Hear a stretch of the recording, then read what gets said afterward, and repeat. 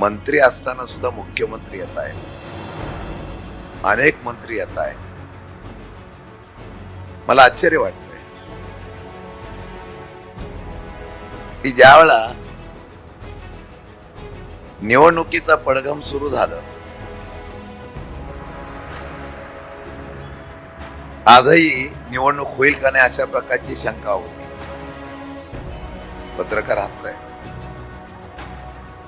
नक्की देशात काय चाललं मलाच कळत नाही. पहिले आम्ही ईव्हीएम मशीनवर शंका घेतली, निवडणूक आयोग बोलतं की सगळं आळबैल आहे.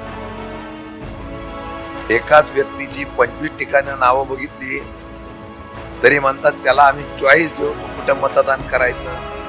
तर मग तू 25 वेळा तुझं नाव येतच कसे, आता कोणतरी शोध घ्यायला पाहिजे ना. दुर्दैव आहे.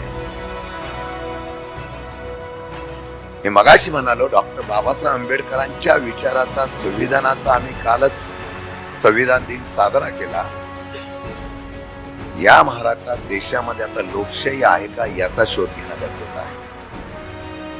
सत्ता, अधिकार आणि पैसा यातून या सर्वसामान्य माणसाच्या बाबतीमधला निवडणुकीचा अधिकार गेलाय असं मला शंका वाटायला लागलेली आहे. आजही निवडणूक आयोगाने सांगितलेलं आहे, एक केस परत पुढे चालू राहील. उद्या समजा निवडणूक आयोगाच्या विरोधामध्ये जर सुप्रीम कोर्टाने निर्णय घेतला तर निवडून आलेल्या लोकांनी काय करायचं.